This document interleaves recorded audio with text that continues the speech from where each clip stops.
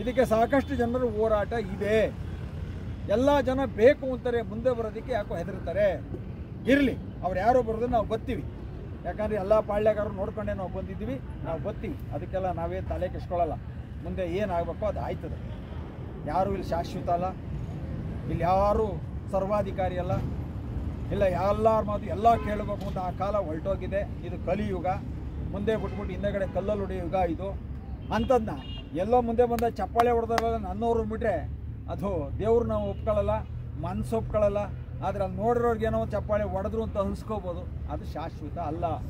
ಹಾಗಾಗಿ ನೋಡಿ, ಎಲ್ಲ ಕಳೆದು ನಾವು ಅವತ್ತು ಮಾಡಿದ ಮೇಲೆ ಅಟ್ಲೀಸ್ಟ್ ಒಂದು 300 ಲೋಡನ್ನ ತಂದು ಸುರಿದಿರೋ 300 ಲೋಡ್ನ. ಏನು ಅಧಿಕಾರಿಗಳಿಗೆ ಸ್ವಂತ ಬುದ್ಧಿ ಇಲ್ವೇನ್ರಿ? ಜನಪ್ರತಿನಿಧಿಗಳಿಗೆ ಬುದ್ಧಿ ಇಲ್ವೇನ್ರಿ? ನೀವು ಎಲ್ಲಿದ್ದೀರಿ? ಏನು ಮಾಡ್ತಾ ಇದ್ದೀರಿ? ಇದು ಅಭಿವೃದ್ಧಿಯ ಕೆಲಸ ಏನಿದು? ಮನೆಯಾಳ ಕೆಲಸ,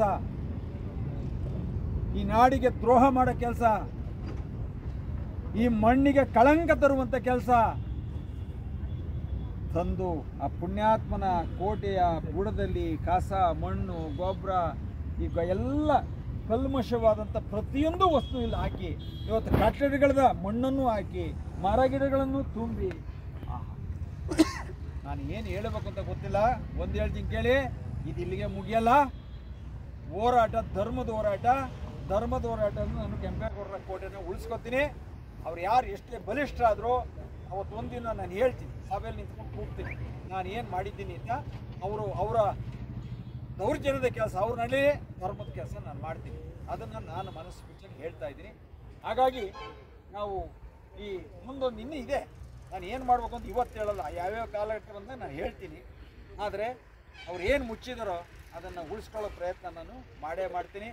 ಈ ಒಂದು ಕೆಂಪೇಗೌಡರ ಇತಿಹಾಸ, ಸೂರ್ಯಚಂದ್ರ ತನಕ ನಿರಂತರವಾಗಿರುವಂಥ ಹೋರಾಟಕ್ಕೆ ಇವತ್ತಿನ ಏನು ನಮ್ಮ ಪ್ರಾಚೀನ ವಸ್ತು ಪರಂಪರೆ ಇಲಾಖೆಗಳು ಇರ್ಬೋದು, ಅದಕ್ಕೆ ಸಂಬಂಧಪಟ್ಟ ಇಲಾಖೆಗಳು ಎಲ್ಲರೂ ಹೇಳಿರೋದು ಒಂದೇ, ಪಾರಂಪರಿಕವಾಗಿದ್ದಂಥ ಒಂದು ಭೂಮಿನ ಜಾಗವನ್ನು, ಒಂದು ಪವಿತ್ರವಾದ ಒಂದು ಮಣ್ಣನ್ನು ನಾವು ರಕ್ಷಣೆ ಮಾಡಿಲ್ಲ ಅಂದರೆ ನೀವು ಉದ್ಧಾರ ಮಾಡ್ತೀರಿ ಅಂತ ಕೇಳ್ತಾರೆ.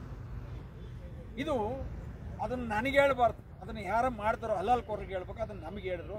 ಇಲ್ಲ, ನಾವು ಅದನ್ನು ಉಳಿಸ್ಕೊಳ್ಳೋಕ್ಕೋಸ್ಕರ ಬಂದಿದ್ವಿ. ನಿಮ್ಮ ಪ್ರೀತಿ, ವಿಶ್ವಾಸ ಮತ್ತು ಈ ಕೋಟೆ ಮೇಲೆ ಒಂದು ಗೌರವ ಇರಲಿ ಅಂದಾಗ ಬೆಂಗಳೂರು ಕಟ್ಟಿದ ಪುಣ್ಯಾತ್ಮನ ಉಳಿಸ್ಕೊಂಡ್ರೆ ಇನ್ಯಾವ ಊರು ಉಳಿಸ್ಕೊತೀರಿ? ಬರ್ರಿ, ನಾವು ಬರ್ತೀನಿ ನಿಮ್ಮ ಜೊತೆಲಿ ಇರ್ತಾರೆ ಅಂದರೆ ಯಾವುದೋ ಒಂದು ಮೂಲೆಯಲ್ಲಿ ಕೂತ್ಕೊಂಡು ಊರು ನೋಡಿದವ್ರ, ಕೇರಿ ನೋಡಿದವ್ರನ್ನ, ಕೋಟೆ ನೋಡಿದವರು ಇವತ್ತು ಈ ಊರನ್ನ ಪ್ರೀತಿಸ್ತಾರೆ, ಕೆಂಪೇಗೌಡರನ್ನ ಗೌರವಿಸ್ತಾರೆ ಅಂದರೆ ಈ ಪಾಪ ನನ್ನ ಮಕ್ಕಳಿಗೆ ಇವರು ಪಾಪಿಗಳ ಪುಣ್ಯಾತ್ಮರ ನೀವೇ ಸಾರ್ವಜನಿಕವಾಗಿ. ಇದೆಲ್ಲ ಮನುಷ್ಯನಿಗೆ ಒಂದು ಇಷ್ಟಾರೆ ಬೇಕ್ರಿ, ಆತ್ಮಗೌರವ.